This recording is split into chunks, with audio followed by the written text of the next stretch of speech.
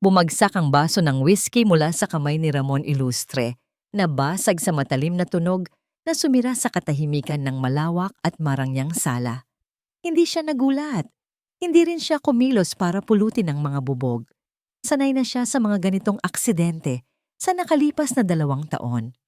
Mga aksidenteng parang sinadya na laging nagpapaalala sa isang gabi na puno ng dugo at hiyawan. Isang gabi na kahit anong pilit niya ay hindi maalis sa kanyang gunita. Event hook. Napakapit siya sa malaking upuan. Ang lamig ng balat na sadyang inukit para sa kanya ay hindi niya naramdaman. Tiningnan niya ang litrato sa mantelpiece, isang pamilyang masaya, buo at puno ng buhay.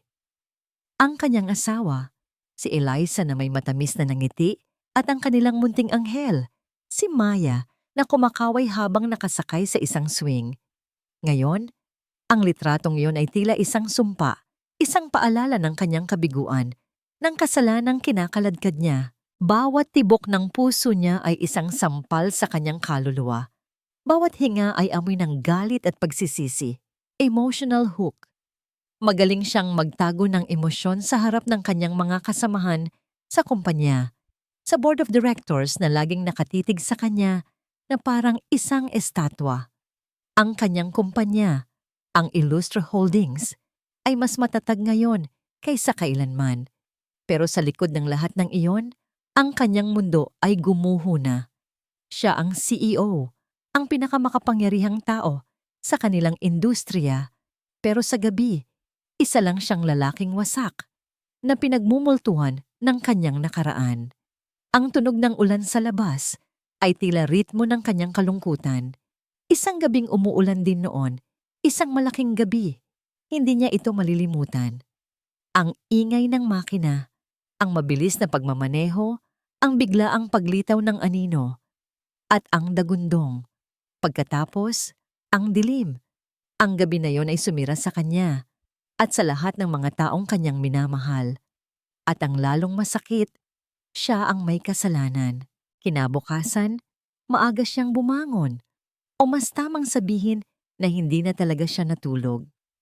May urgent business meeting siya sa Tondo. Isang malaking proyekto ng real estate ang kanilang inaasikaso roon at kailangan ng kanyang personal na presensya. Gusto niyang takasan ang katahimikan ng kanyang mansyon kahit sandali lang. Habang bumibiyahe ang kanyang sasakyan sa magulong lansangan ng Tondo, napansin niya ang matinding kaibahan.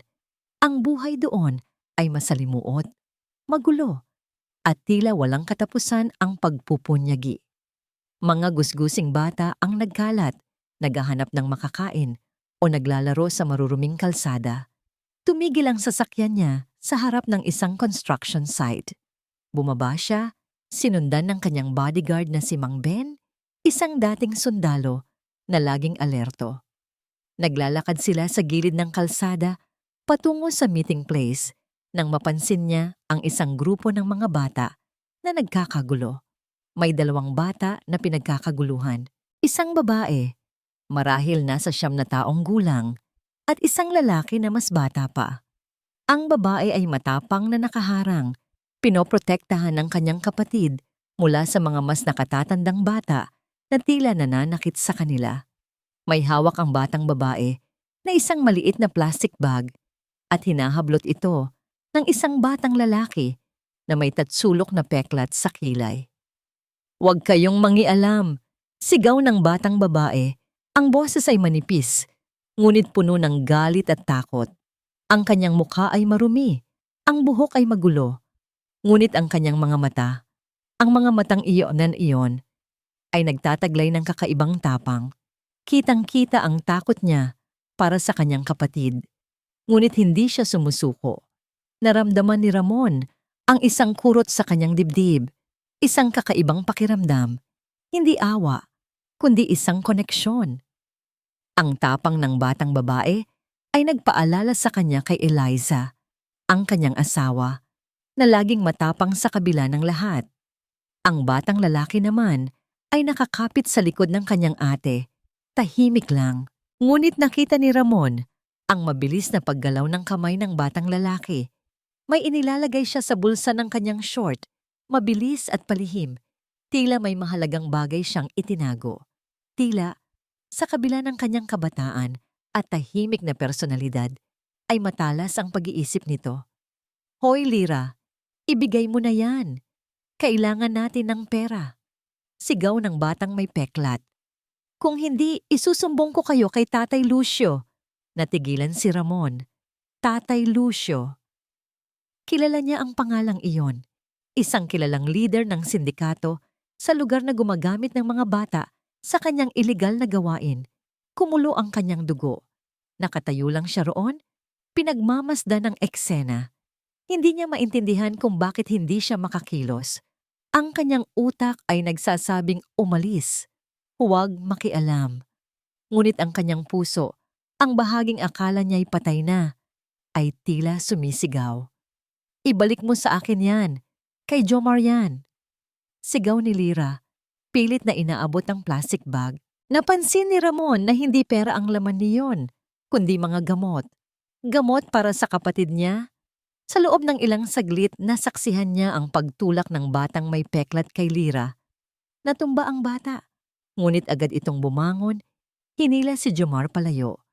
Hindi na niya kayang manood. Tigil! Malakas na sabi ni Ramon na ikinagulat ng mga bata. Lumingon ang mga bata. Nakita ang lalaking may suot na mamahaling suit at ang kanyang malaking bodyguard. Agad na nagtakbuhan ang mga nagmamalaking bata.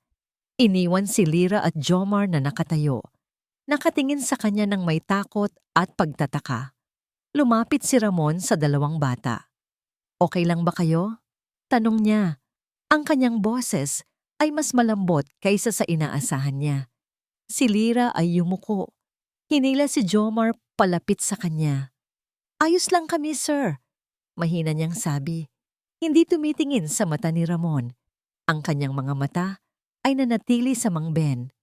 Napansin ni Ramon ang pasa sa braso ni Lira. Ang kanilang mga damit ay butas-butas at marumi.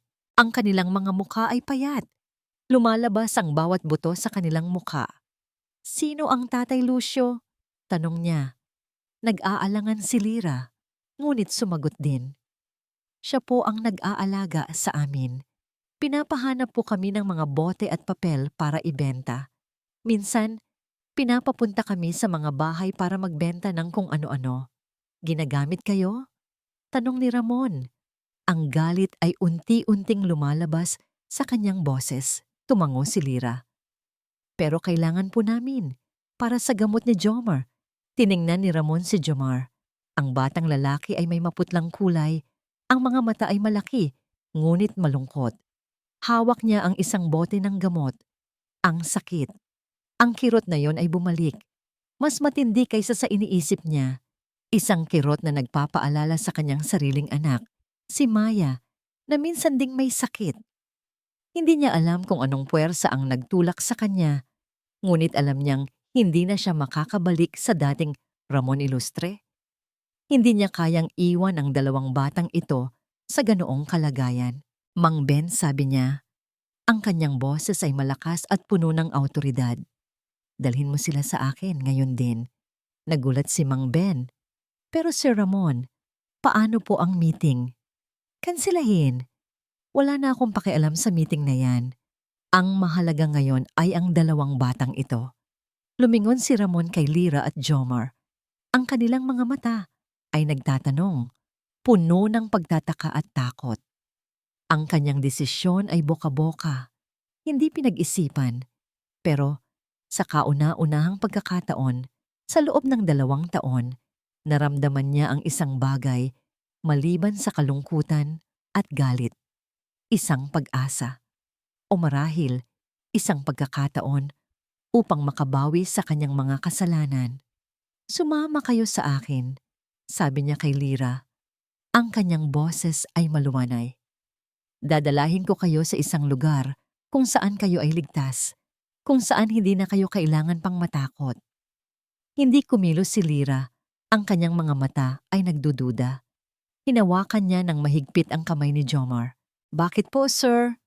Tanong ni Lira. Ang kanyang boses ay nanginginig. Hindi sumagot si Ramon. Ngunit sa kanyang isip, isang tanong ang umalingaw-ngaw. Bakit nga ba? Alam niya ang sagot, ngunit hindi niya kayang sabihin. Ang alam niya lang, kailangan niyang gawin ito. Kailangan niyang tulungan ang mga batang ito para sa kanyang sariling kaluluwa. Huminga siya ng malalim. Dahil kailangan ninyo ako, sabi niya, ang kanyang mga mata ay seryoso. At sa tingin ko, kailangan ko rin kayo. Nagkatinginan si Lyra at Jomar. Ang kanilang mga mukha ay nagpapahayag ng pagkalito, ngunit may isang maliit na kislap ng pag-asa ang sumilay sa kanilang mga mata. Si Lyra, pagkatapos ng mahabang pag-aalinlangan, ay dahan-dahang tumango. Isang napakaliit na pagtango, ngunit sapat na para kay Ramon. Halika na, bulong niya. Tumalikod siya, naglakad patungo sa kanyang sasakyan. Hinihintay niyang sumunod ang dalawang bata. Alam niyang ang desisyong ito ay babago sa kanyang buhay. At marahil, sa buhay din nila. Ang alam niya lang, sa wakas, may ginawa siya. May nararamdaman siya. Pagdating niya sa kanyang sasakyan, nakita niya si Lyra at Jomar na nakasunod, hawak-hawak ang kamay ng isa't isa. Ang kanilang mga mata ay malaki. Nakatingin sa kanya na parang isang estranghero na may dalang kakaibang pangako. Hindi pa rin sila lubos na nagtitiwala, ngunit sumusunod sila. Sumakay sila sa sasakyan. Ang katahimikan sa loob ay mas mabigat kaysa sa ingay ng tondo. Alam ni Ramon na ang pinakamalaking laban ay nagsisimula pa lang. Ang laban sa kanyang sarili, sa kanyang nakaraan, at sa mga magiging pagtutol ng kanyang mundo.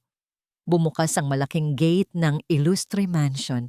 Tahimik na pumasok ang sasakyan ni Ramon at bumungad sa kanila ang isang hardin na kasing lawak ng isang parke.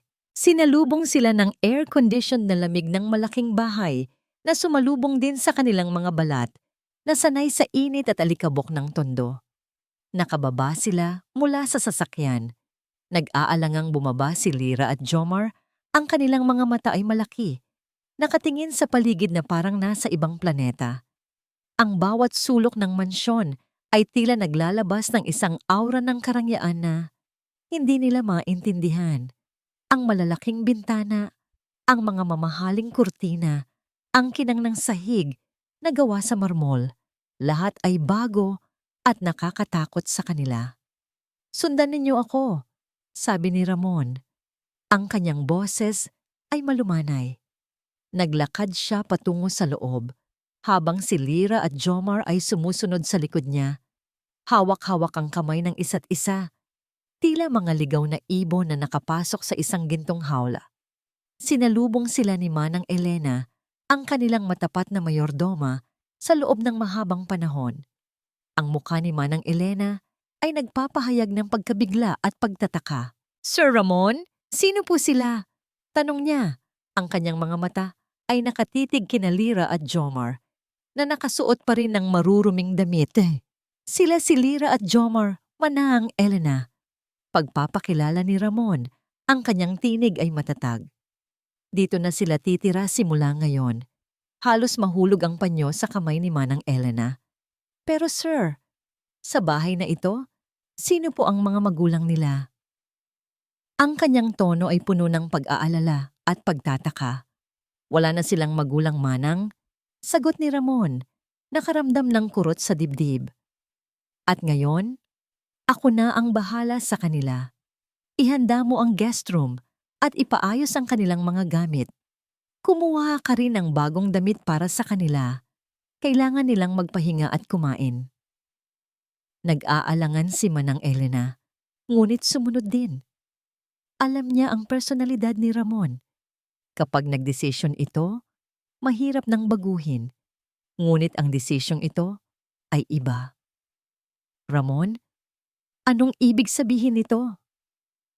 Napalingon si Ramon. Nakatayo sa hagdanan si Mariana, ang kanyang pamangkin. Ang kanyang mukha ay pulang-pula sa galit at ang kanyang mga mata ay nagliliyab sa selos. Si Mariana ay isang magandang babae, ngunit ang kanyang kagandahan ay laging natatakpan ng kanyang pagiging materyalistiko at pagiging mapanlinlang. Matagal na siyang naghahabol sa kayamanan ng ilustre at ang pagdating ng dalawang bata ay malinaw na isang banta sa kanyang mga plano. Mariana, sabi ni Ramon, ang kanyang tinig ay kalmado, ngunit may babala. Hindi ito ang tamang oras. Hindi tamang oras? Ramon, ano ang pinagsasabi mo? Sino ang mga gusgusing batang ito at bakit sila nasa mansyon mo? Lumapit si Mariana. Ang kanyang matataas na takong ay tumutunog sa marmol na sahig. Tinitigan niya si Lira at Jomar na may pagkasuklam. Napakabata mo na para mag-ampon, Ramon. At sa lahat ng pwedeng ampunin, bakit ang mga bata pa mula sa lansangan? Napapansin ni Ramon ang pagkapit ni Lira kay Jomar at ang takot sa kanilang mga mata. Kinontra niya ang kanyang sarili na sigawan si Mariana. Mariana, wala kang karapatan na kwestiyunin ang aking desisyon. Wala akong karapatan? Ako ang nag-iisang kamag-anak mo na may matino sa utak, Ramon. Baka nakakalimutan mo na halos mahigit 2 taon na rin simula noong mangyari yon. At ngayon, nagdadala ka ng mga bata na hindi mo alam kung saan nanggaling. Baka sinasamantala ka lang nila. Baka may masamang balak sila. Ang mangyari yon na sinasabi ni Mariana ay tumusok sa puso ni Ramon. Alam niya kung ano ang tinutukoy niya. Ang aksidente, ang kanyang kasalanan. Para bang sinasabi ni Mariana na ang ginagawa niya ay isang desperadong pagtatangka upang makabawi sa kanyang mga kasalanan. Hindi sila masasamang tao, Mariana, at wala kang karapatang maghukom sa kanila. Sagot ni Ramon. Ang kanyang boses ay unti-unting lumalakas. Ako ang magdedesisyon kung sino ang maninirahan dito sa bahay na ito. O baka naman, sinisikap mo lang napunan ang pagkukulang mo, ang kasalanan mo? Bulong ni Mariana, sapat na malakas para marinig ni Ramon at sapat na masakit para tumagos sa kanyang puso. Nagulat si Ramon, tinitigan ang kanyang pamangkin. Paano niya nalaman? O nagpapanggap lang siya? Sa gitna ng tensyon, nakita ni Lira ang isang spark ng galit sa mga mata ni Ramon, ngunit mabilis itong nawala. Napansin din niya ang titig ni Mariana sa kanila. Isang titig na puno ng pagkamuhi at paghamak. Agad niyang hinila si Jomar palapit sa kanya, na parang isang manok na pinoprotektahan ang kanyang sisiw. Alam niya ang pakiramdam na maging hindi gusto, ngunit hindi niya hahayaang masaktan si Jomar. Manang Elena, tawag ni Ramon. Ang kanyang boses ay bumalik sa pagiging matatag. Samahan mo muna sila Lira at Jomar sa kanilang silid. Pakiusap. Nag-aalangang lumapit si Manang Elena at inalalayan ang 2 bata. Halika na. Mga iho, mga iha, doon muna tayo. Habang paakyat sa hagdan si Lira at Jomar, hindi pa rin mawala ang tingin ni Mariana sa kanila. May nakita si Lira sa mga mata ni Mariana, isang pahiwatig ng isang bagay na mas malalim kaysa sa pagiging mapanlinlang lang. Nang mawala sa paningin ang 2 bata, hinarap ni Ramon si Mariana. Huwag na huwag mong susubukang saktan ang mga batang yon, Mariana. Narinig mo? Saktan. Ramon, ako ang nag-aalala para sa'yo. Ano kung may ginawa sila? Paano kung magdulot sila ng problema? Hindi mo sila kilala. Kikilalanin ko sila, sagot ni Ramon. At protektahan ko sila, kahit ano pa ang mangyari. Tinitigan ni Mariana si Ramon ng matagal.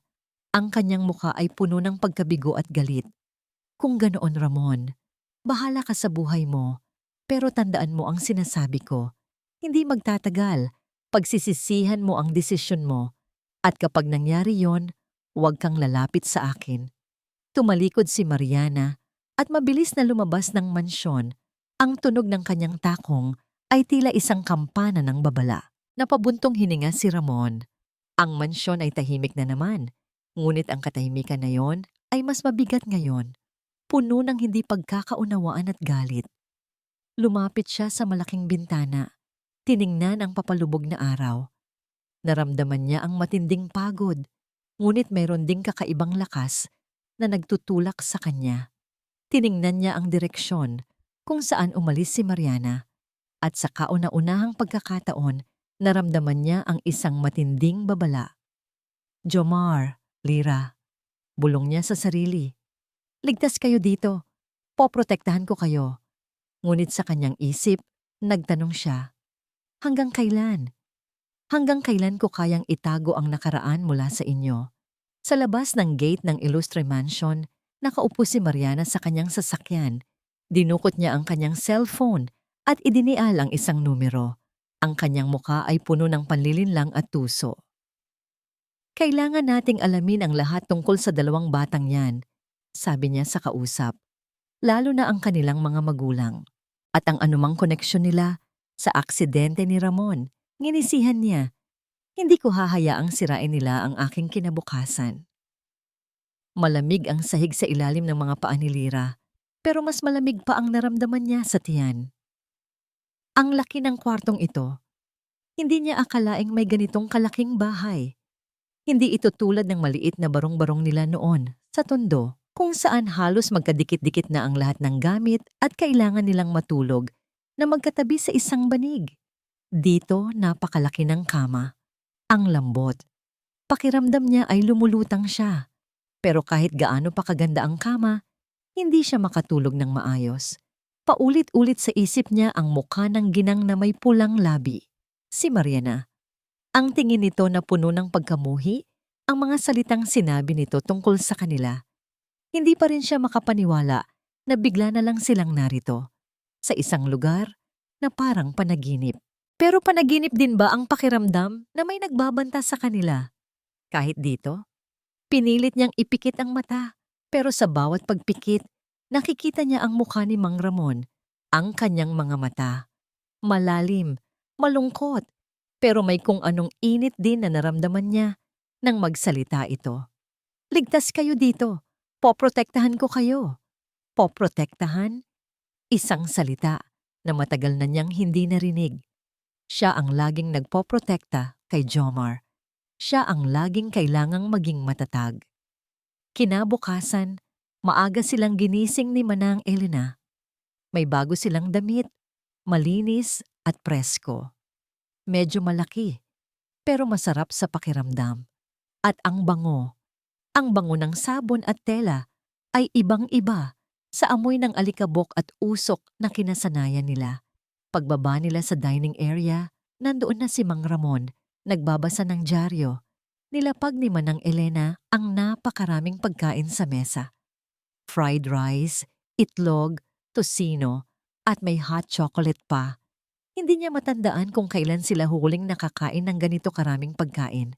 Kumain kayo, Lira, Jomar, sabi ni Mang Ramon. Iniabot sa kanila ang plato. Huwag kayong mag-atubili. Nag-aalangan silang kumuha. Si Jomar, na laging tahimik at nakasubsob ang muka, ay dahan-dahang kumuha ng tocino. Napansin ni Lira ang kanyang mga mata na tila may nakitang bago, isang kislap ng kasiyahan na matagal nang nawala. Doon, sa munting sandaling iyon, naramdaman ni Lira ang isang mainit na pakiramdam sa kanyang puso. Masarap po, sir, sabi ni Jomar. Sa kauna-unahang pagkakataon na narinig niya itong magsalita sa harap ni Mang Ramon. Napangiti si Mang Ramon, isang tunay na ngiti na umabot sa kanyang mga mata. Masaya akong marinig yan, Jomar. Huwag kayong mahiya. Tawagin niyo akong Tito Ramon o Tio Ramon o kahit Ramon na lang. Hindi naman ako matanda. Nagkatinginan si Lira at Jomar pero hindi sila nagawang magsalita. Tito Ramon ay tila napakahirap sabihin. Pagkatapos kumain, sinamahan sila ni Manang Elena sa library. Puno ng libro. Hindi niya akalaing may ganitong karaming libro. May mga libro tungkol sa mga hayop, sa mga bansa, at may mga libro pa na may makukulay na larawan. Doon, ginabayan ni Mang Ramon si Jomar sa kanyang homework. Ang P ay para sa pamilya ni Mama Jomar. Paliwanag ni Mang Ramon, itinuro ang isang titik sa libro. Pamilya, alam mo ba kung ano yon? Tumango si Jomar. Si Ate Lira po. Ngumiti si Mang Ramon. Tama, pero mas malawak pa doon. Ang pamilya ay mga taong nagmamahalan, nagtutulungan, at nagpoprotekta sa isa't isa. Tiningnan niya si Lira at naramdaman ni Lira ang init ng titig niya. Parang sinasabi nitong, bahagi na kayo ng pamilya ko. Habang pinapanood ni Lira si Mang Ramon na nagtuturo kay Jomar, naramdaman niya ang isang pakiramdam na matagal nang nawala. Ang pakiramdam ng seguridad. Ang pakiramdam na may isang tao na handang magbigay ng panahon at pagmamahal para sa kanila. Hindi niya matandaan kung kailan sila huling nakaranas ng ganitong kabaitan mula sa isang estranghero. Kinagabihan, bago matulog, dinala sila ni Mang Ramon sa isang maliit na silid sa dulo ng pasilyo. May altar doon at may mga litrato. Litrato ng isang babae na may matamis na ngiti at isang batang babae na napakaganda, na tila isang anghel. Ang parehong litrato na nakita niya sa sala. Sila si Eliza, ang aking asawa, at si Maya, ang aking anak. Malumanay na sabi ni Mang Ramon, ang kanyang tinig ay may halong lungkot. Nawala sila sa akin 2 taon na ang nakakaraan. Kumuha siya ng posporo at sinindihan ng kandila. Ang liwanag nito ay nagbigay ng init sa malamig na silid. Namatay sila sa isang trahedya, sabi niya, at napansin ni Lira ang isang sandali ng pag-aalangan sa kanyang tinig. Mula noon, hindi na ako bumalik dito. Pero ngayon, kasama ko kayo. Gusto kong ipakita sa inyo sila. Tahimik lang si Lira at Jomar. Tiningnan ni Lira ang mukha ni Mang Ramon. Napansin niya ang lalim ng kanyang kalungkutan, ang pagod sa kanyang mga mata. Ngunit mayroon ding pagnanais na ibahagi ang bahaging ito ng kanyang buhay sa kanila. Nagtanong si Lira sa kanyang isip kung ano nga ba ang trahedyang iyon at bakit tila ang sakit pa rin sa kanya, ngunit hindi siya nagtanong. Pagkatapos ng ilang sandali, lumabas sila. Habang naglalakad pabalik sa kanilang silid, narinig ni Lira ang mahinang pag-ubo ni Jomar. Nag-aalala siya. Ang gamot na nakuha niya kanina ay hindi sapat. Habang papasok na sila sa kanilang silid, narinig ni Lira ang pagtunog ng telepono ni Mang Ramon. Nasa kabilang kwarto ito, sa tapat ng kanilang silid. Medyo nakabukas ang pinto. Oo, kailangan nating ayusin ito. Narinig niyang sabi ni Mang Ramon. Ang kanyang boses ay mas seryoso at may halong pag-aalala. Hindi na pwedeng ipagpaliban pa. Ang isang lumang kasalanan ay baka bumalik at makasira ng lahat. Lalo na ngayon, nakasama ko ang mga mata ng mga bata. Natigilan si Lira. Lumang kasalanan? Mga mata ng mga bata? Ano ang ibig sabihin ni Mang Ramon? Bigla siyang nakaramdam ng kaba. Ang nangiti ni Mariana ay bumalik sa kanyang isip. Hindi niya maintindihan, pero may kung anong nagsasabi sa kanya na mayroong isang bagay na itinago si Mang Ramon, isang bagay na maaaring mas malalim pa sa kanyang lungkot. Bawat tawa ni Lira, bawat ngiti ni Jomar ay isang kutsilyo sa puso ni Ramon. Nakikita niya ang unti-unting paglaya ng 2 bata mula sa kanilang nakaraang buhay na puno ng takot at paghihirap. Nakikita niya ang pagliwanag ng mga mata ni Jomar na ngayon ay mas madalas nang naglalaro at nakikipag-usap. Si Lira naman, bagaman may pagkaingat pa rin, ay nagsisimula ng magtiwala. Nagsisimula ng tawagin siyang Tito Ramon nang may matamis na ngiti. Ang mga sandaling iyon ay nagbibigay sa kanya ng kasiyahan na matagal nang nawala. Ngunit sa likod ng kasiyahang iyon ay ang matinding takot. Takot na malaman nila ang katotohanan. Ang katotohanan na siya ang sanhi ng kanilang pagiging ulila. Isang araw, habang naglalaro sila sa malawak na hardin, nakita ni Ramon si Lira at Jomar na naghahabulan. Ang kanilang tawanan ay tumutunog sa buong mansyon. Napasandal si Ramon sa isang puno, pumikit, at pinilit kalimutan ang alaala ng nakaraan. Ngunit hindi niya ito nagawa. Bumalik sa kanya ang gabing iyon. Ang kanyang sasakyan, isang luxury sedan na nakatigil sa gitna ng daan, ang headlight ay basag. Ang katawan ng dalawang tao na nakahandusay sa kalsada. Ang kanyang pagmamaneho na puno ng alak. Ang kanyang takot. Ang kanyang pagtakas. At ang kasunduan sa isang dating empleyado na si Mang Tonyo, isang janitor sa kanyang kumpanya, upang umako ng kasalanan kapalit ng malaking halaga at pamilya nito ay kanyang sinuportahan. Ang bawat ngiti ng mga bata ay tila nagpapamukha sa kanya ng kanyang kasalanan. Paano niya kayang tingnan ang mga matang yon? Puno ng inosensya at tiwala. Habang alam niyang siya ang halimaw na sumira sa kanilang buhay. Samantala, sa labas ng Ilustre Mansion, abala si Mariana sa kanyang sariling lihim na misyon. Matapos ang kanyang pag-alis, agad siyang kumilos. Hindi siya makakapayag na ang dalawang batang lansangan ay maging banta sa kanyang mana. Pumunta siya sa isang maliit na opisina ng isang retiradong pulis, si Mang Delfin, na dati nang kilala sa kanyang kakayahan na maghanap ng impormasyon, legal man o hindi. Kilala niya si Mang Delfin bilang isang taong uhaw sa pera. Mang Delfin, sabi ni Mariana, inilapag ang isang envelope na may laman na makapal na tumpok ng pera. May gusto akong malaman tungkol sa isang aksidente 2 taon na. Ang nakakaraan, isang hit and run. Ang kaso ay naresolba na, pero pakiramdam ko ay may mali. Kinuha ni Mang Delfin ang pera, tinimbang sa kanyang kamay. Anong kailangan mo, Ginang Mariana? Ang totoong nangyari, ang pangalan ng mga biktima, ang pangalan ng driver, at kung mayroon bang anomalya sa kaso. Bakit mo gustong malaman? Tanong ni Mang Delfin, may pagdududa sa kanyang tono. Personal, sagot ni Mariana, may ningning sa kanyang mga mata. Gusto ko lang malaman ang buong katotohanan. Nagsimulang maghanap si Mang Delfin. Matagal-tagal. Bago siya nakakita ng anumang impormasyon, ang kaso ay tila sinadyang itago. Lahat ng detalye ay baluktot.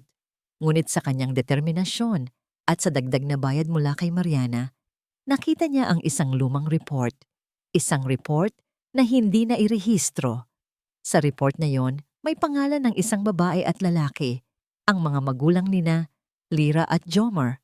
At ang mas nakakagulat, ang may-ari ng sasakyan na nakasama sa report ay si Ramon Ilustre, at hindi ang janitor na umako ng kasalanan. Nagulat siya. Hindi ito nakarehistro kaya hindi ito naidagdag sa mga papeles. Isang pagkakamali o sinadya. Samantala, sa mansyon, may dumating na mga bagong laruan para kay Jomar. Isang remote control na kotse na patayo si Jomar at ang kanyang mga mata ay nagniningning sa tuwa. Ate Lira, tingnan mo. Ngumiti si Lira, masaya para sa kanyang kapatid. Lumapit si Jomar kay Ramon, inabot ang remote control. Tito Ramon, laro tayo. Niyakap ni Ramon si Jomar at naramdaman niya ang init ng yakap ng bata. Naramdaman niya ang luha na namumuo sa kanyang mga mata. Ang yakap na ito ay nagpapaalala sa kanya kay Maya. Nais niyang ipagtapat sa kanila ang lahat. Ang bigat ng kanyang konsensya ay halos hindi na niya kayang dalhin. Jomar, sabi ni Ramon, ang kanyang boses ay nanginginig. May gusto akong sabihin sa'yo. Sa inyo ni Lira. Nagtaka si Jomar, tiningnan si Ramon. Pero bago pa man makapagsalita si Ramon, biglang tumunog ang kanyang cellphone. Isang tawag mula sa kanyang abogado. Sir Ramon, may masamang balita po. May nagkalat ng balita tungkol sa aksidente noon at may lumabas na ulat na may koneksyon ka raw sa kaso. Napatingin si Ramon kay Lira at Jomar. Ang kanyang mundo ay gumuho na. Hindi na niya kayang ipagtapat. Hindi na niya kayang sabihin ang katotohanan. Ang takot na mawala sila sa kanya ay mas malakas kaysa sa kanyang pagnanais na maging tapat. Ayos lang, Jomar. Laro na lang tayo, sabi niya. Pinilit ang isang ngiti. Nagtaka si Lyra, napansin ang biglaang pagbabago sa mukha ni Ramon. Ang ngiti nito ay pilit, at ang mga mata nito ay puno ng takot. Habang naglalaro si Jomar sa kanyang bagong kotse, gumuhit siya ng isang maliit na larawan. 3 tao, na hawak-hawak ang kamay. Siya, si Ate Lyra, at si Tito Ramon. Ibinigay niya ito kay Ramon. Pamilya po, sabi ni Jomar, ngumiti. Kinuha ni Ramon ang drawing. Ang kanyang kamay ay nanginginig. Napayakap siya kay Jomar. Ang kanyang mga mata ay puno ng luha. Ang drawing na ito ay nagpapakita ng lahat ng pangarap niya, ng lahat ng nawala sa kanya. Ngunit ang mga pangarap na ito ay baka mawasak na. Nasa kabilang dulo ng linya si Mariana, nakangiti ng may panlilin lang. Nakuha niya ang kailangan niya. Ang matandang pulis ay nagpadala sa kanya ng isang lumang photocopy ng police report na may kalakip na isang malabong litrato ng sasakyan ni Ramon na may mga gasgas. Ang plate number ay malinaw. At ang pangalan ni Ramon Ilustre. Sa wakas, nahanap ko na ang alas ko. Bulong ni Mariana sa kanyang sarili. Ang kanyang boses ay puno ng tagumpay. Ramon Ilustre, maghanda ka. Ngayon, malalaman ng lahat ang tunay mong mukha. Ang araw ay mainit, ngunit mas mainit pa ang nangiti ni Ginang Mariana nang imbitahan niya kami ni Jomar na lumabas. Tara, mga bata, sabi niya. Ang boses ay matamis na parang asukal. Ipapasyal ko kayo sa mall. Bibili tayo ng ice cream at mga laruan. Gusto niyo ba yon? Nagtataka si Lyra. Pagkatapos ng mga nakaraang araw na puno ng pagkamuhi sa mukha ni Ginang Mariana, bakit bigla siyang naging mabait? Pero nakita niya ang ningning sa mga mata ni Jomar sa salitang ice cream at laruan. Hindi niya kayang tanggihan ang kasiyahang iyon para sa kanyang kapatid. Tumango siya ng dahan-dahan. O sige po, Ginang Mariana, sabi ni Lyra. Ang kanyang boses ay mahina. Ay nako, tawagin mo na lang akong Tita Mariana para mas madali, di ba? Anya, at inakbayan pa si Lyra. Naramdaman ni Lyra ang matinding pagkailang, ngunit pinilit niyang ngumiti. Sumakay kami sa mamahaling kotse ni Ginang Mariana. Habang bumibiyahe, napansin ni Lyra ang kakaibang kaba sa kanyang dibdib. Bakit ganito ang pakiramdam niya? Hindi ba dapat masaya sila? Pero parang may masamang mangyayari. Sa mall, totoo nga ang sinabi ni Tita Mariana. Binilhan niya si Jomar ng kotse-kotsehan at si Lyra naman ay binigyan niya ng isang manika. Kumain din sila ng ice cream at sa sandaling iyon, halos makalimutan ni Lyra ang kanyang pagdududa. Halos. Alam niyo ba, Lyra, simula ni Tita Mariana, habang nakaupo sila sa isang bench sa mall, mayroon akong narinig na isang kwento. Isang napakalungkot na kwento. Tiningnan ni Lyra si Tita Mariana. Nagtataka. May isang pamilya, napakabait. Nagtatrabaho ng matino para sa kanilang mga anak. Patuloy ni Tita Mariana, ang kanyang boses ay malumanay, ngunit mayroong kakaibang lamig. Pero isang gabi, habang pauwi sila, may isang mayaman na lalaki na nagmamaneho ng kanyang kotse, lasing. Nabangga niya ang mag-asawa at alam mo ba kung ano ang ginawa niya? Umiling si Lyra. Ang kanyang puso ay nagsisimulang bumilis. Ang kwento ay tila pamilyar. Iniwan niya lang sila doon. Nagtatakbuhan siya para lang hindi mahuli. Tumahimik si Tita Mariana, tila naghihintay ng reaksyon. At ang mas masakit, Lyra, dahil sa kanyang kapangyarihan at pera, kumuha siya ng ibang tao para umako ng kasalanan. At ang mga anak ng mag-asawa na iwang ulila. Nanlaki ang mga mata ni Lyra. Ito ang kwento ng kanyang mga magulang. Pero bakit alam ito ni Tita Mariana?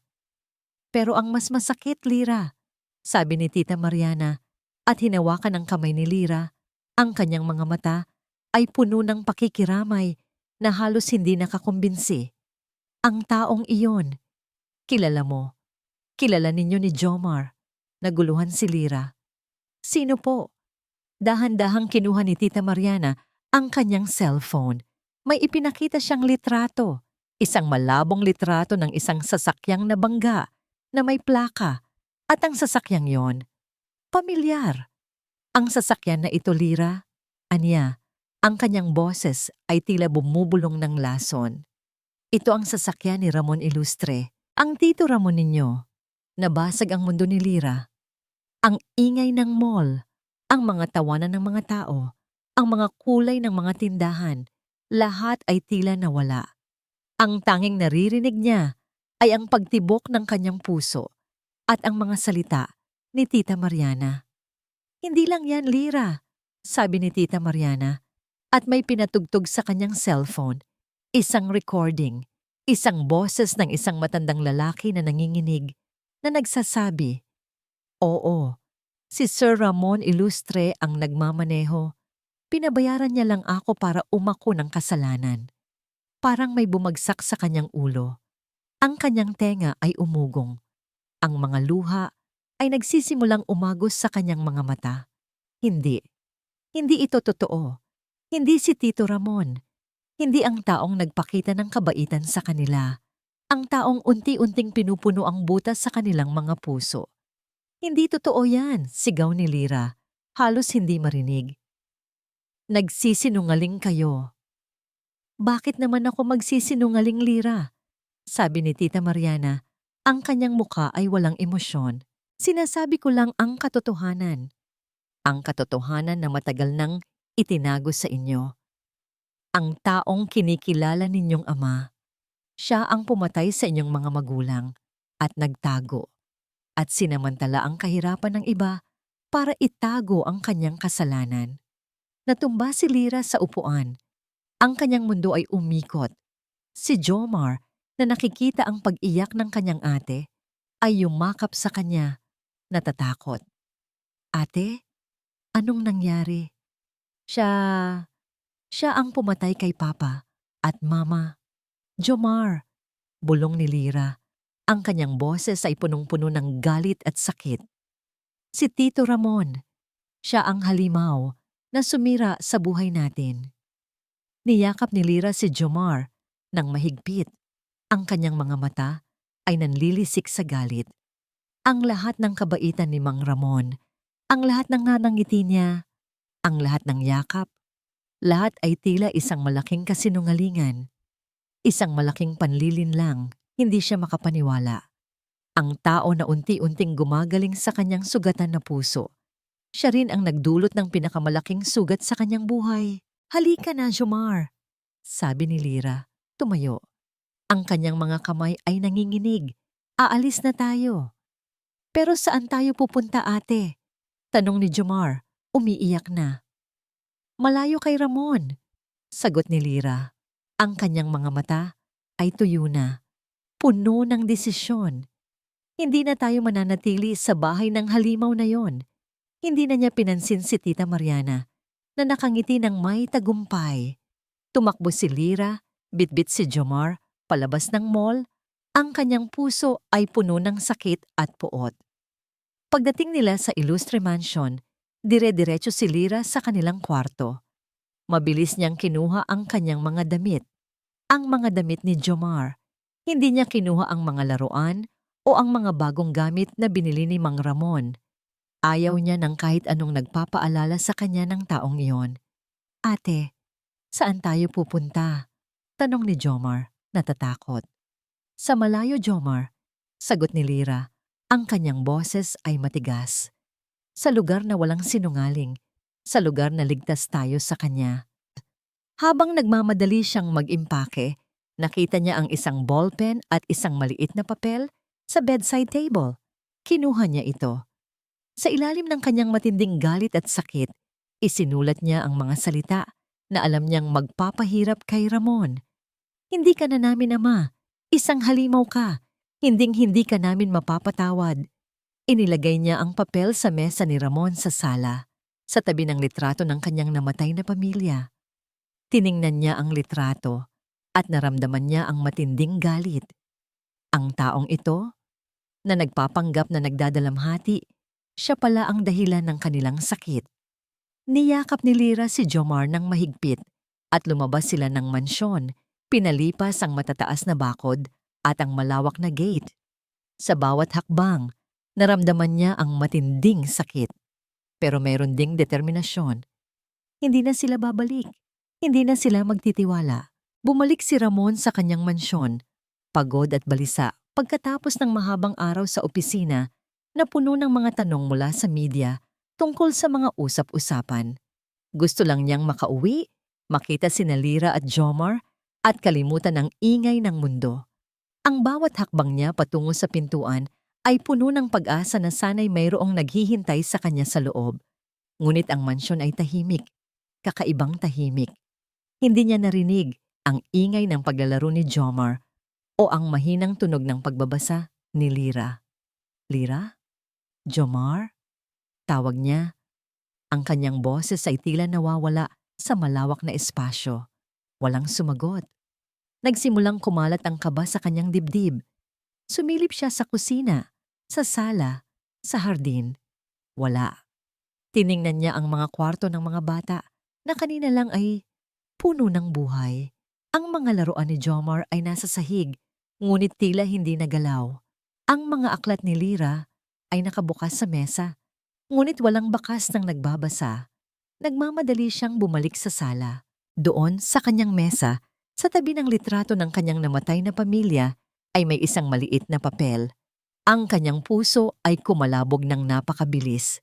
Kinuha niya ang papel, ang kanyang kamay ay nanginginig. Nabasa niya ang mga salita, at ang kanyang mundo ay gumuho sa isang iglap. Hindi ka na namin ama. Isang halimaw ka. Hinding-hindi ka namin mapapatawad. Nabitawan niya ang papel, parang may bumagsak na malaking bato sa kanyang ulo. Siya ang halimaw na sumira sa buhay ng mga magulang nila. Ang halimaw na nagtago sa kanyang kasalanan. At ngayon, alam na nila. Alam na ng mga batang minahal niya. Naramdaman niya ang matinding sakit. Isang sakit na mas masahol pa kaysa sa sakit ng pagkawala ng kanyang asawa at anak. Ito ay sakit ng pagtataksil, ng pagkadismaya, ng pagkawasak. Nagsimulang umagos ang kanyang mga luha, mainit at maalat. Gumungo siya sa sahig, hinayaang bumaha ang kanyang mukha sa mga luha. Ang litrato sa mesa ay tilang ngumingiti sa kanya, iniinsulto siya. Ang kanyang asawa at anak na minsan niyang pinoprotektahan, ngayon ay tila hinuhusgahan siya. Lyra, Jomar, bulong niya. Ang kanyang boses ay nanginginig. Nasaan kayo? Agad siyang tumayo. Pinunasan ang kanyang luha. Kailangan niyang hanapin sila. Kailangan niyang ipaliwanag. Kailangan niyang humingi ng tawad. Kinuha niya ang kanyang cellphone, tinawagan si Manang Elena, ang kanyang abogado, ang kanyang mga tauhan. Hanapin ninyo sila. Saan man sila naroroon, Lyra at Jomar. Hanapin ninyo ang dalawang bata. Nagmaneho siya palabas ng mansyon. Mabilis. Pumasok siya sa mga kalye ng Tondo, sa mga eskinita kung saan niya sila nakita. Tinanong niya ang mga tao, nagpakita ng litrato, ngunit walang nakakita, walang nakakaalam. Ang bawat wala ay isang panibagong saksak sa kanyang puso. Ang Tondo, na kanina lang ay tila puno ng pag-asa, ngayon ay tila isang malaking maze na puno ng desperasyon. Ang mga mukha ng mga bata sa lansangan ay tila sumasalamin sa mukha ni Lyra at Jomar. Nagpapaalala sa kanya ng kanyang kabiguan. Biglang tumunog ang kanyang cellphone. Si Mariana. Nag-aalangan siyang sagutin, ngunit ginawa pa rin niya. Ramon, sabi ni Mariana. Ang kanyang boses ay malambing, ngunit mayroong pahiwatig ng tagumpay. Nabalitaan ko ang nangyari. Ang mga bata. Iniwan ka raw. Bakit? May ginawa ka ba? Kumulo ang dugo ni Ramon. Ikaw ang may kagagawan nito, Mariana. Hindi ka makakabuti. Tumawa si Mariana. Isang malamig na tawa. Ako? Bakit naman ako? Sinasabi ko lang ang katotohanan. Marahil, hindi mo lang talaga sila pinrotektahan ng sapat. O mas masahol pa, nakita nila ang tunay mong mukha, Ramon. Huwag kang makialam sa buhay ko, Mariana. Sigaw ni Ramon, galit na galit. Hayaan mo akong magbigay ng payo, Ramon. Sabi ni Mariana. Ang kanyang boses ay tila lumalapit, puno ng pag-aalipusta.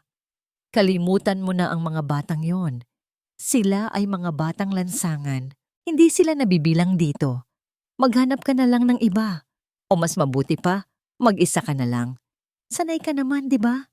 Pinutol ni Ramon ang tawag. Nanatili siyang nakahawak sa kanyang cellphone. Ang kanyang mga kamay ay nanginginig sa galit. Alam niya na si Mariana ang may kagagawan nito, pero hindi niya mapapatunayan. At ang masakit, wala siyang magawa.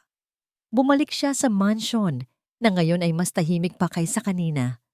Ang malaking bahay na kanina ay naging isang tahanan, ngayon ay isang malaking bilangguan. Bumagsak siya sa kanyang kama, tumingala sa kisame. Ang kanyang mga mata ay walang buhay. Ang kanyang isip ay bumalik sa gabing iyon. Ang ilaw ng headlight, ang bangga, ang mga boses, ang kanyang takot, ang kanyang pagtakas, ang kanyang kasalanan. Anong klaseng ama ako? Bulong niya sa sarili, ang kanyang boses ay basag. Hindi ko sila naprotektahan, hindi ko sila natulungan, hindi ako karapat-dapat mabuhay o maging ama ng sinuman. Ang kanyang mga luha ay bumalik, mas mainit at masakit kaysa kanina. Isinubsob niya ang kanyang mukha sa unan, umiyak ng walang tunog. Ang kanyang puso ay puno ng matinding kalungkutan at pagsisisi. Ang pamilya niya, ang pamilyang unti-unti niyang binuo, ngayon ay gumuho na at siya ang may kasalanan. Isang linggo na ang lumipas, simula nang umalis sina Lyra at Jomar. Isang linggo nang walang tigil na paghahanap, pagtatanong, pagtawag. Ang kanyang mansyon ay tila isang libingan. Ang bawat sulok ay nagpapaalala sa kanya ng mga nawawalang tawanan at ngiti. Ang kanyang katawan ay pagod, ngunit mas pagod ang kanyang kaluluwa. Ang bawat sandali ay puno ng pagsisisi at pagdadalamhati. Ang balita tungkol sa kanyang pag-ampon ng mga batang lansangan at ang biglaang pagkawala ng mga ito ay kumalat na sa buong Maynila. Ang media ay nagkakagulo at ang kanyang pangalan ay nasa sentro ng iskandalo. Ngunit wala siyang pakialam sa mga usap-usapan. Ang tanging mahalaga sa kanya ay makita muli sina Lyra at Jomar. Isang gabi, habang nag-iisa si Ramon sa kanyang opisina, naisip niya ang isang tao. Isang matandang kaibigan, si Mang Edgar, isang dating pulis na naging pribadong imbestigador. Si Mang Edgar ang isa sa iilang tao na pinagkakatiwalaan niya, na hindi siya huhusgahan. Tinawagan niya si Mang Edgar at nagkita sila sa isang tahimik na restaurant. Doon, sa harap ng kanyang kaibigan, ibinuhos ni Ramon ang lahat. Ang aksidente, ang kanyang pagtakas, ang kanyang pagbabayad sa isang tao para umako ng kasalanan, ang kanyang paghahanap sa pagtubos sa pamamagitan ni Lyra at Jomar, at ang kanyang kasalukuyang desperasyon. Hindi ko na kaya, Edgar, sabi ni Ramon. Ang kanyang boses ay basag. Ang bigat ng lahat. Hindi ko na alam kung paano pa ako mabubuhay ng ganito. Nakinig lang si Mang Edgar. Seryoso ang kanyang mukha. Hindi madali ang magdala ng ganyang kasalanan, Ramon. Pero ang paghahanap sa kanila ang unang hakbang para sa iyong pagtubos. Pero saan ko sila hahanapin? Wala akong bakas, sabi ni Ramon, punong-puno ng kawalan ng pag-asa. Ang mga bata, laging may safe place sila, Ramon, sagot ni Mang Edgar. Isang lugar na madalas nilang puntahan kapag may problema sila. Isang lugar na may alaala. Ang mga salita ni Mang Edgar ay umaling-ongaw sa isip ni Ramon. Safe place? Alaala.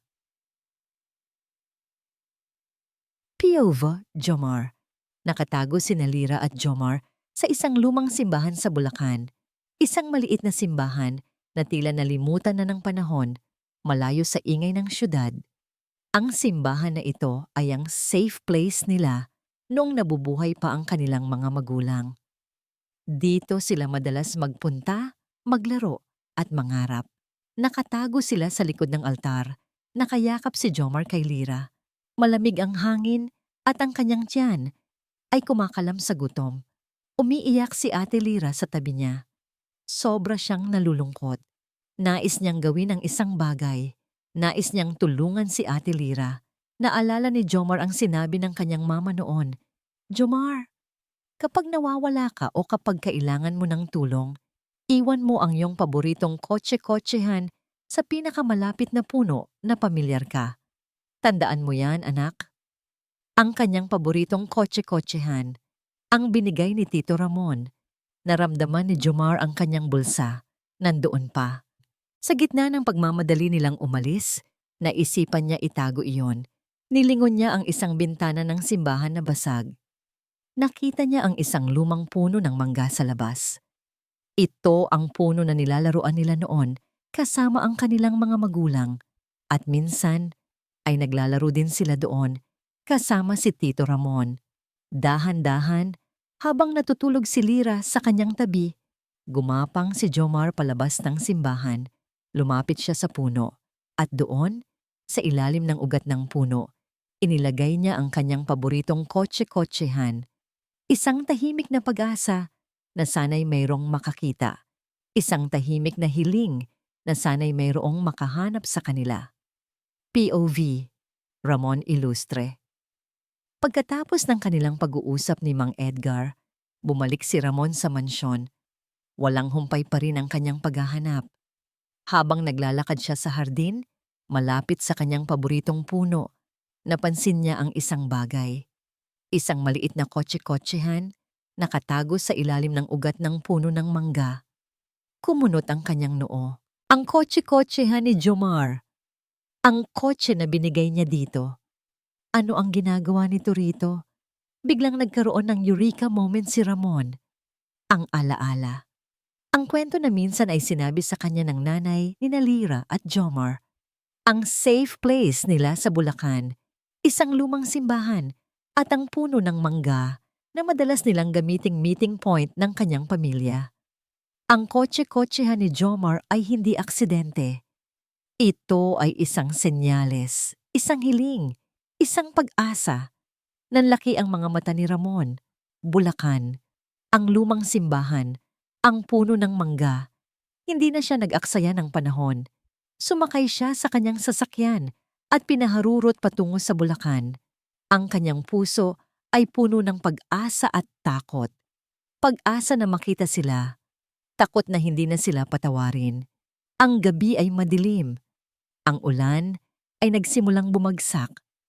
Ang mga ilaw ng sasakyan ay tila kumikinang sa kanyang mga luha. Ito ang kanyang huling pagkakataon. Ang huling pagkakataon upang makabawi sa lahat. Pagdating niya sa isang liblib na kalsada sa Bulacan, nakita niya ang isang lumang simbahan. Halos gumuho na. Hindi niya ito makakalimutan.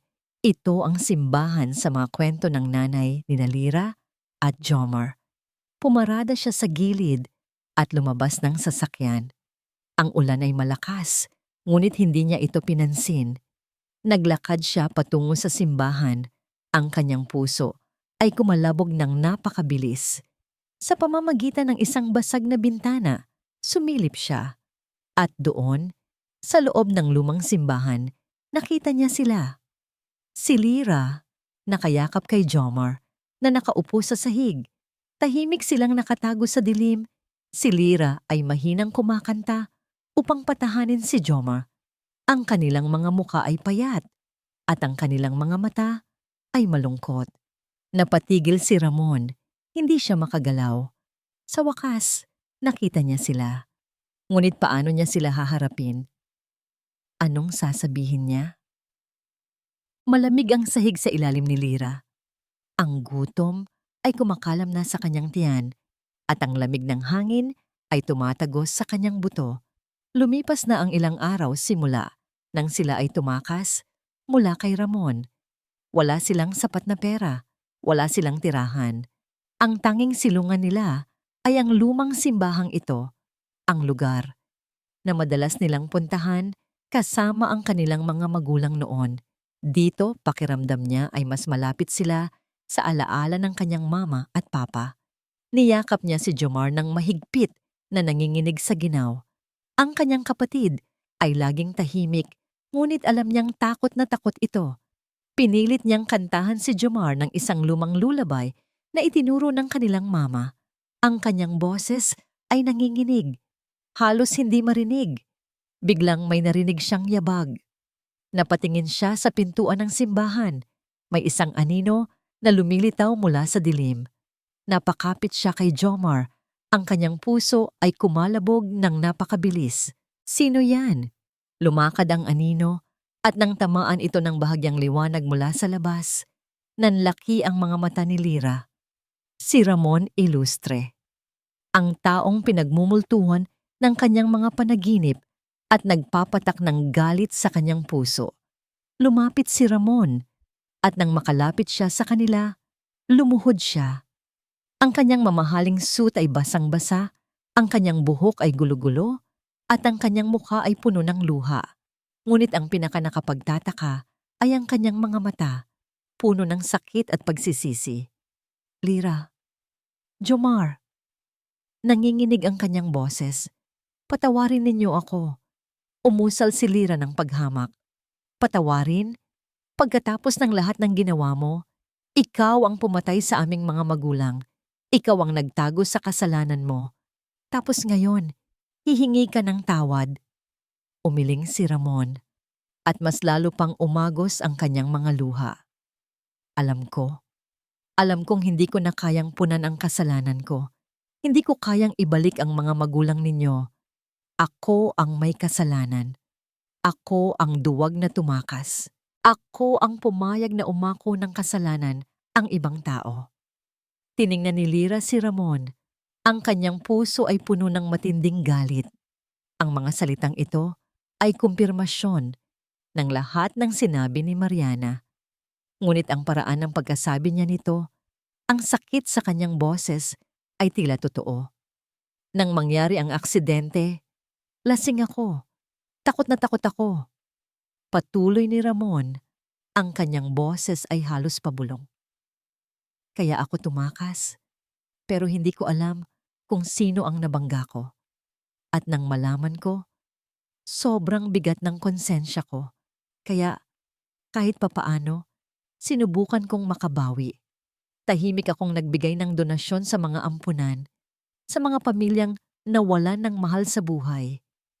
Sana'y makatulong man lang ako sa ibang tao para kahit papaano maibsan ang bigat ng kasalanan ko. Napakunot ang noo ni Lyra. Nagbigay siya ng donasyon. Tahimik. Hindi ko alam kung karapat-dapat pa akong maging ama ninyo. Alam kong kinamumuhian ninyo ako at karapat-dapat ako sa galit ninyo, sabi ni Ramon at yumuko. Pero kung meron akong maibabalik ang buhay ng inyong mga magulang, pero hindi ko na magagawa, ang tanging magagawa ko lang ngayon ay tanggapin ang lahat ng parusa at humingi ng tawad, pakiusap, Lyra, Jomar. Patawarin ninyo ako. Ang mga salita ni Ramon ay tumagos sa puso ni Lyra. Ang kanyang pag-amin, ang kanyang paghihingi ng tawad, ang kanyang pagsisisi, lahat ay totoo. Hindi ito ang Ramon Ilustre na alam niya. Ito ay isang lalaking wasak na pinupuno ng pagdurusa ang bawat hibla ng kanyang pagkatao. Kasabay nito, naramdaman ni Jomar ang isang bagay, ang init ng kamay ni Ramon, ang boses na yon na puno ng sakit. Sabi ni Mama, napatingin si Lyra kay Jomar. Nanlaki ang kanyang mga mata.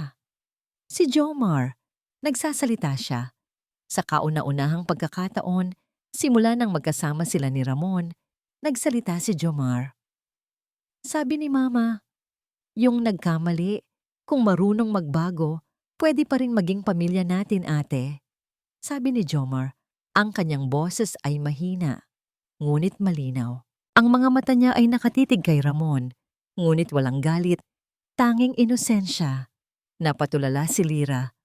Ang mga salita ng kanyang mama, ang huling paalala na ibinigay nito sa kanila. Ang mga salita na matagal na niyang kinalimutan sa kanyang galit. Tiningnan niya si Ramon. Ang kanyang muka ay puno ng luha. Ang kanyang mga mata ay nanlilisik sa pag-asa. Ang kanyang puso ay nag-aalangan.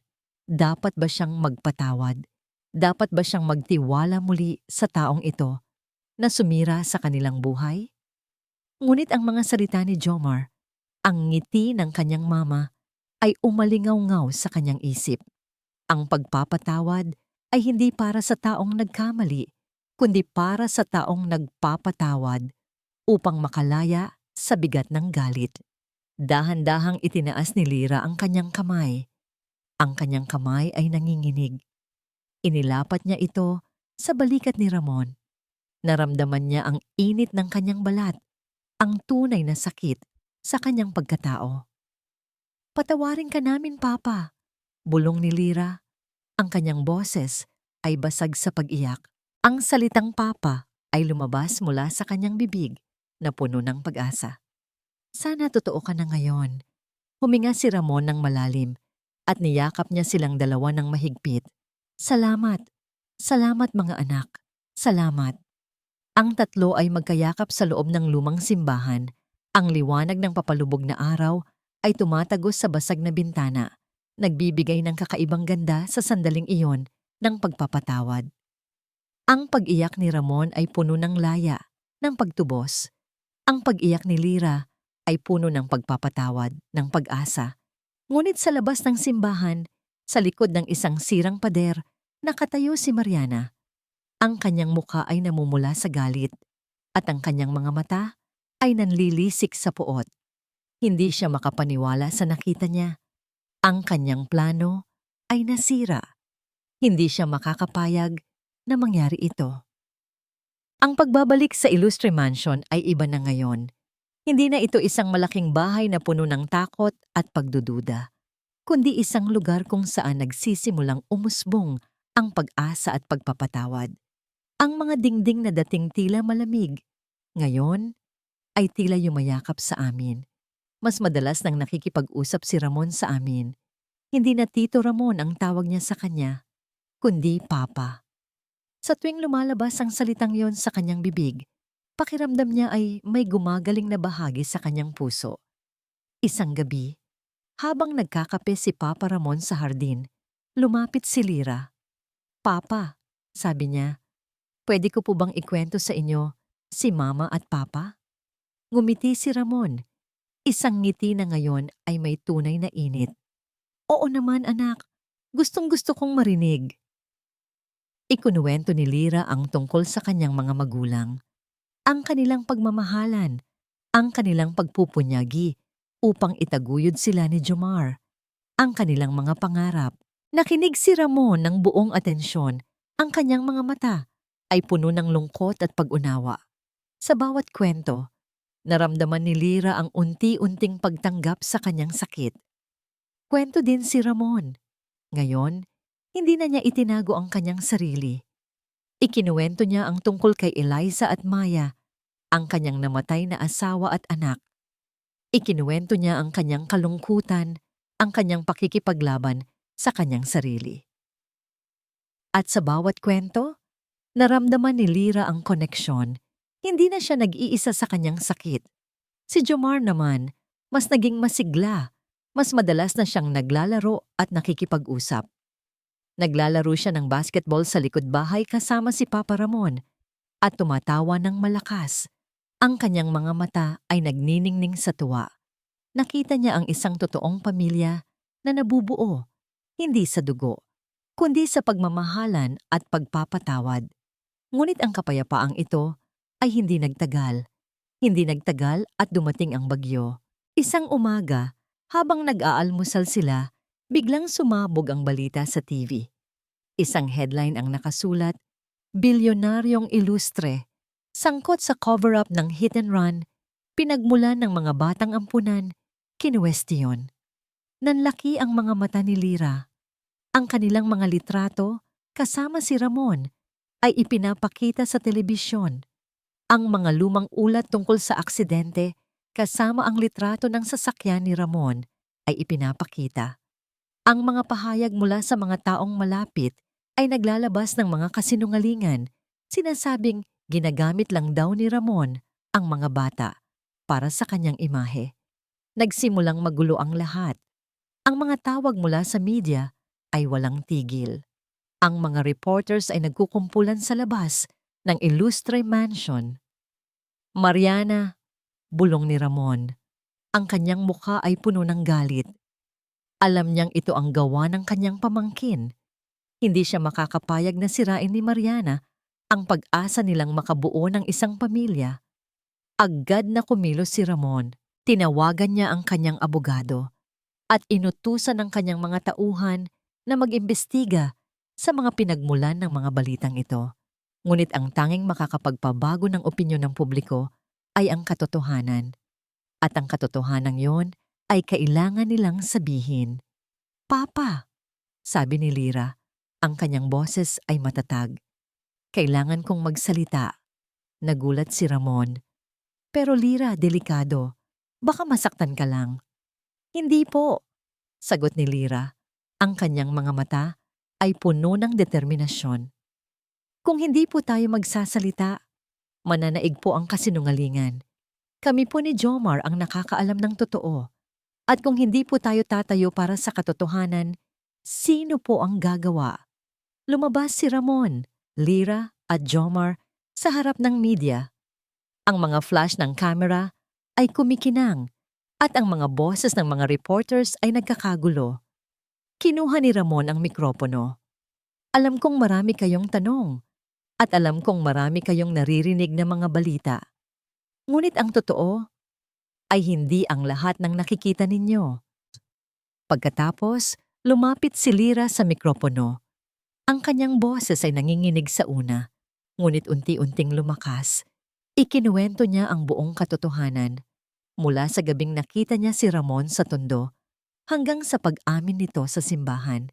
Ikinuwento niya ang kanyang galit, ang kanyang sakit, at ang kanyang pagpapatawad.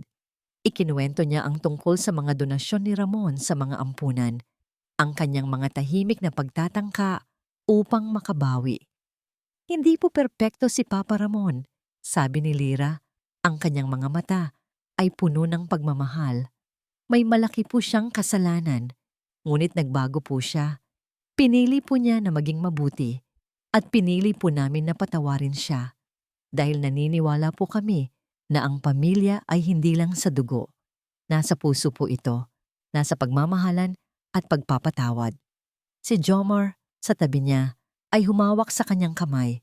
Kahit tahimik, ang kanyang presensya ay nagsasabi ng lahat. Sa loob ng ilang sandali, tahimik ang mga reporters. Pagkatapos, nagsimulang magbago ang takbo ng balita. Ang mga tao ay nagsimulang makinig sa katotohanan. Ang mga abogado ni Ramon ay nagsampa ng kaso laban kay Mariana. Ang ebidensya ng kanyang paninira sa reputasyon, ang kanyang paggamit ng mga balita para sirain ang kanyang amain, ay sapat upang siya ay managot. Hindi nagtagal, dumating ang balita na si Mariana ay kinasuhan. Ang kanyang mga plano ay nasira. Ang kanyang pagkamuhi ay hindi nagtagumpay. Sa wakas, dumating ang araw ng pagdinig para sa legal na pag-ampon. Nagtungo sila sa korte. Ang kanilang mga puso ay puno ng kaba, ngunit mayroon ding matinding pag-asa. Sa loob ng courtroom, tiningnan ni Lira si Ramon. Ang kanyang mga mata ay puno ng pagtitiwala at pagmamahal. Ngunit sa kanyang puso, may isang maliit na pag-aalinlangan. Magiging totoo ba ito? Matatanggap ba talaga kami bilang isang pamilya? Kahit na may ganito kaming nakaraan. Humakbang si Ramon papasok sa isang maliit, ngunit eleganteng silid sa korte. Hindi ito ang malaking courtroom na puno ng drama at tensyon, kundi isang mas pribadong silid kung saan naroroon lamang ang mga taong tunay na nagmamalasakit. Si Manang Elena, Mang Edgar, at ang kanyang matapat na abogado. Ngunit ang pinakamahalaga, nandoon sina Lyra at Jomar. Hawak-hawak ni Lyra ang kamay ni Jomar. Ang kanilang mga mata ay puno ng kaba, ngunit mayroon ding kakaibang kislap ng pag-asa. Tumayo si Ramon sa tabi nila, naramdaman ang init ng kanilang mga kamay.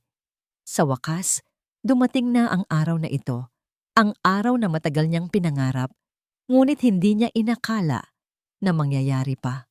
Sinimulan ng huwes ang proseso, binasa ang mga dokumento, ang mga patotoo.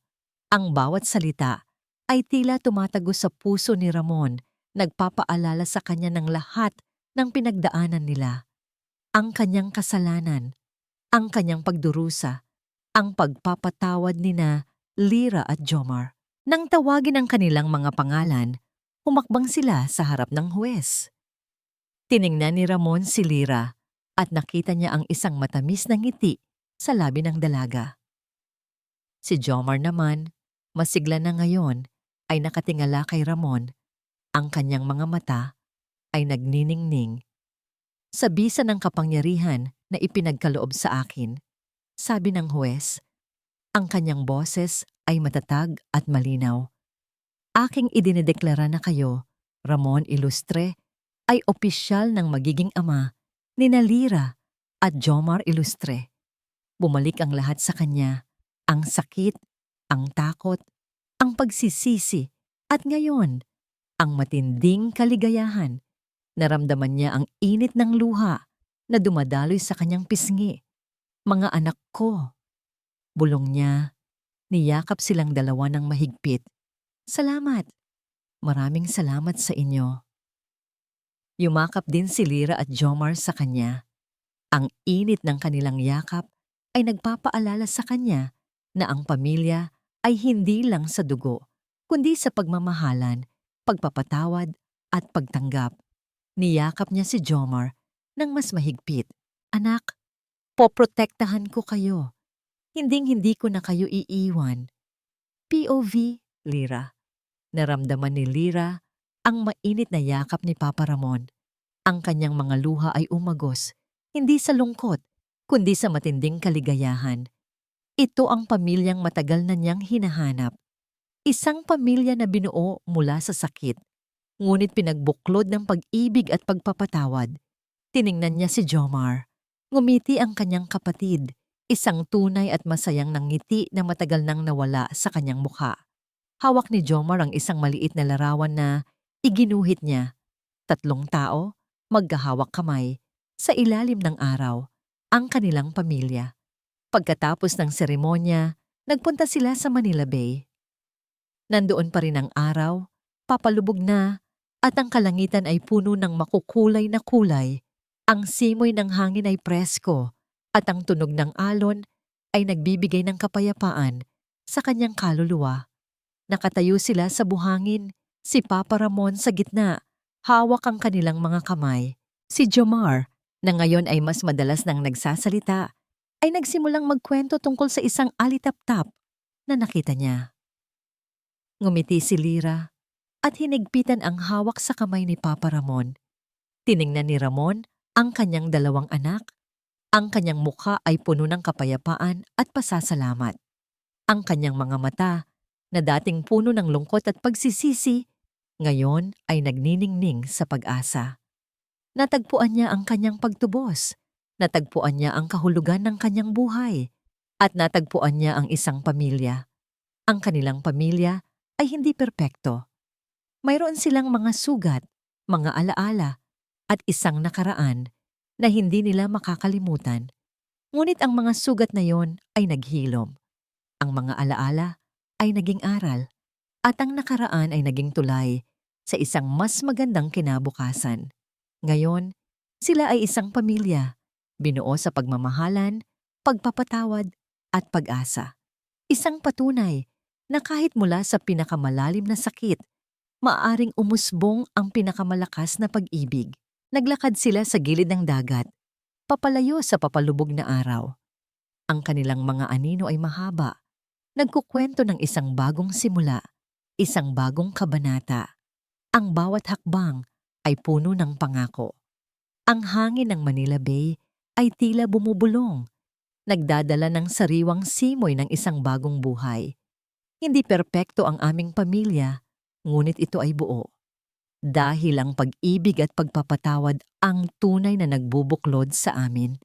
At dito nagtatapos ang kwento ni na Ramon, Lyra at Jomar, isang patunay na ang pag-ibig at pagpapatawad ay kayang bumuo ng pamilya kahit mula sa pinakamalalim na sakit.